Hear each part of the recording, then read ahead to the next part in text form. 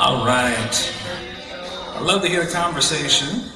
Love it, love it, love it. Man, I gotta tell you now, I'm in the shade, so I might be a little biased right now, but I love this, man. I love being out in the sun. I love watching the kids play when we got church going on. This is awesome. So, welcome to Garfield Park Community Church.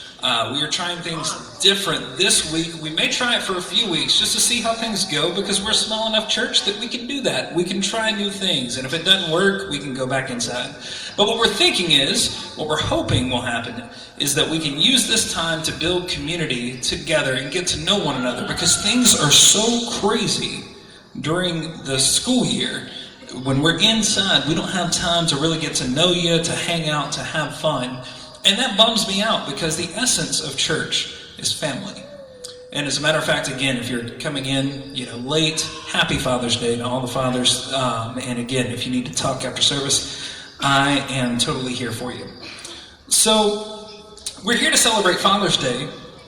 And although some of us were not lucky enough to have that good, wholesome relationship with their dad, and again, for those who experienced that, we're here for you. We're your family. Father's Day, even with a good relationship in mind, and Mother's Day, they're a little odd to me. Because some of us have these amazing parents that left this awesome legacy, and some of our parents just did the bare minimum so we could survive. Yet on Father's Day and on Mother's Day, everyone gets a trophy as long as your kid survived and you didn't go to jail as a parent. You know what I'm saying? It's like the Montessori kindergarten class sack race of holidays. Like, everybody gets a trophy on Mother's Day and Father's Day. But being a parent is so much more than providing basic needs for our children. Being a parent is much more than building a wonderful relationship with our children. We as parents, we have been commissioned not only to do these things and to do them well, we have been called to leave our world better than we found it, for our children and for their children, and encourage them to do the same. And let me tell you, this is quite the task. This past week, we had multiple shootings, again, because of the lack of gun regulations in this country. Heartbreaking evidence that this nation desperately needs better gun laws. And evangelical Christians were finally outraged about this because a Republican official was injured. I'm glad the NRA supporters are finally outraged about gun violence, although next time I think decades of shootings at elementary schools should be the canary in the coal mine in regards to considering the needs of gun control, and maybe considering that some people just don't need guns. So parents, what are we going to do about this? More importantly, as Christians, what are we going to do about this? Leaving a legacy for our children isn't just nurturing those children, it's dealing with the issues of today so their children don't have to deal with it. Not just a vibrant world for some, which is unfortunately, church, what we have right now. You see, my two wonderful kids over there, they're not going to have to deal with what some kids have to deal with. Because in this country, they get privileges that some don't. My oldest son is a boy of color, an amazing child, and he will suffer, and they will get privilege. I see it now every time I go home. This past week, Philando Castile, a good man, a man that was acting as a father, a murdered good man, was not given the justice he deserved for no other reason than because he was a black man in America. How is it that we as Christians can gather around a table every week, week after week, and participate in a ceremony that symbolizes the precious life of an innocent man of color, and that life being snuffed out by a white supremacist empire, without being compelled to say, no, actually scream at the top of our lungs as a faith community that Black Lives Matter? This injustice, it's not a new age invention by the left. It's not an invention by the Democrat to stir the pot. People of color have been oppressed and subjugated for thousands of years. And even after thousands of years, when will it be enough? When will faith communities have enough? And I think this unwillingness to take action is due to a very poor understanding of, one, who Jesus was, and two, what communion, what those elements are. Those elements are not just a symbol of grace, although they are that. They're not just a practice, a ceremony that symbolizes community, although it is that too. The elements on your table is a memorial of a public murder of an innocent man. And I want to read this verse to you today to try and clear the air about what we celebrate when we gather around the table every week. When the hour came, he took his place at the table, and the apostles with him. He said to them, I have eagerly desired to eat this Passover with you before I suffer. For I tell you, I will not eat it until it is fulfilled in the kingdom of God.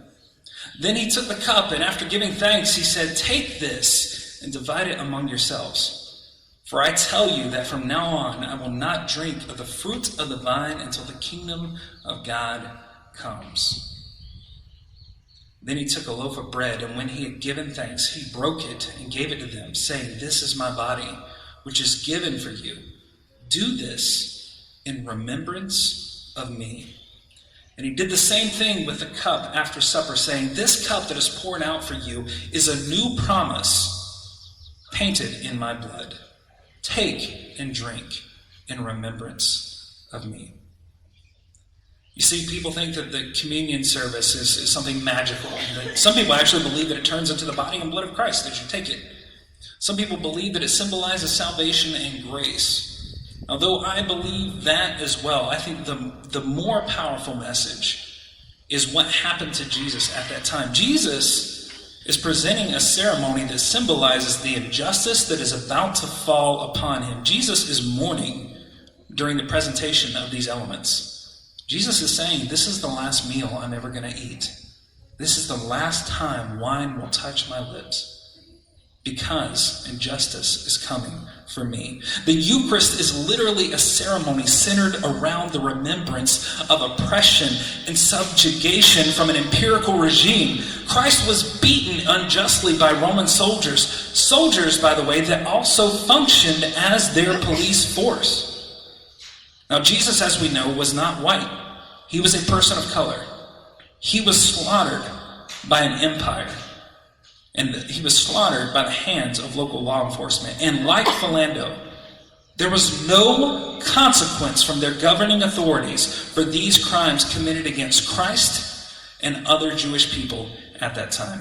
They were slaughtered and beaten and butchered and oppressed on a daily basis. This table, your table, on which the bread and the cup are present, symbolize much more than atonement. They are a reminder of our world's injustice and that toll of injustice. These elements of simple sustenance call us to mourn. They beckon us to take up the mantle of equity. The grain and wine draw us into the fray to be light in the darkness, to bring wholeness to the broken, to present freedom to the captive, and deliver peace to the afflicted. To say that we must isolate conversation regarding our nation's present issues from our worship service violates the very central theme of communion. And that theme is action. Action fueled by compassion, mercy, love, and equity. But week after week, I find myself having conversations with Christians online and in person who desire the words Black Lives Matter never to be uttered in that order from the pulpit, and it's bogus. To them, I say this: Philando Castile, Terrence Crutcher, Sandra Bland, Eric Garner, Mike Brown, Sean Bell, Tamir Rice, Freddie Gray, Oscar Grantham, Kendrick McDade, Ayanna Jones, Ramarley Graham, Trayvon Martin, John Crawford, Jonathan Farrell, Timothy Stansberry Jr. These lives matter. And Black Lives Matter. Black Lives Matter. I invite us to take a moment of silence before we take these elements. Let us take in the need for a revolution of love, which is before us every day in this nation. And after a moment, Linda will come and she will present these elements to you. And let this ceremony not only be a reminder, let it be a commitment. Let it be a promise. Let these elements be a collective initiative that we all have to heal our land and bring wholeness to the fractured. Let's take a deep breath. Let's have a moment of silence for these lives lost.